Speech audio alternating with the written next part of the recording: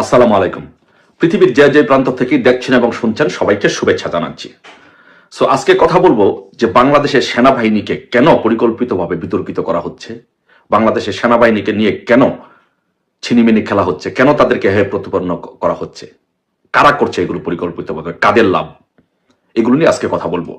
So প্রথমত যে বিষয়টি সবচেয়ে গুরুত্বপূর্ণ বিষয় যে সেটি হচ্ছে দেখেন যে সেনাবাহিনীকে প্রায় 25 জন কর্মকর্তাকে, ঊর্ধ্বতন কর্মকর্তা, lieutenant general, general, brigadier general, colonel, lieutenant colonel, এইরকম পদমর্যাদায় উচ্চপদস্থ সেনাবাহিনীর কর্মকর্তাদের ওপেন কোর্টে নিয়ে, সিভিল কোর্টে নিয়ে বিচার করা হচ্ছে, ওপেন কোর্টে বিচার করা হচ্ছে। এটি তো সম্পূর্ণ সেনা আইনের পরিপন্থী। সেনাবাহিনীর বিচার ওপেন কোর্টে হতে পারে না, তাদের নিজস্ব আইন আছে এবং নিজস্ব কোর্টে এটা হওয়া উচিত ছিল। তার মানে হচ্ছে সেনাবাহিনীর মনোবল ভেঙে দেওয়ার জন্য পরিকল্পিতভাবে তাদেরকে নিয়ে এইভাবে হেনস্থা করা হচ্ছে, তাদেরকে অপমান অপদস্থ করা হচ্ছে পুরো সেনাবাহিনীকে ভেঙে দেওয়ার জন্য। আর দ্বিতীয়ত যে বিষয়টা যে সেটা হচ্ছে যে আপনি দেখেন আজকে যে কাজটা করা হচ্ছে যে সেনাবাহিনীকে ওপেন কোর্টে এইভাবে নিয়ে বিচার করা হচ্ছে, গোয়েন্দা সংস্থান যারা বিশেষ করে যারা ডিজিএফআই ছিল কাজ করতো তাদেরকে নিয়ে এইভাবে বিচার করা হচ্ছে। তার মানে হচ্ছে ভবিষ্যতে আর কেউ গোয়েন্দা সংস্থাতে কাজ করতে চাবে না।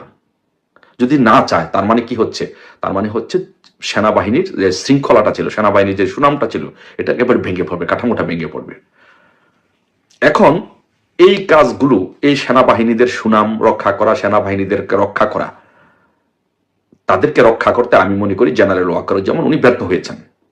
ওনার উচিত ছিল সেনাবাহিনীর মান সম্মান রক্ষা করা, এই ঊর্ধ্বতন কর্মকর্তাদেরকে রক্ষা করা ওনার উচিত ছিল, বাট উনি করতে সেটা ফেল করেছেন। এখন উনার কি স্বার্থ, কি কারণে এটা করছেন, এটা ওনারটা উনি ভালো বলতে পারবেন, বাট উনি এটা করতে, সেনাবাহিনীদেরকে রক্ষা করতে, সেনাবাহিনীকে রক্ষা করতে উনি ব্যর্থ হয়েছেন।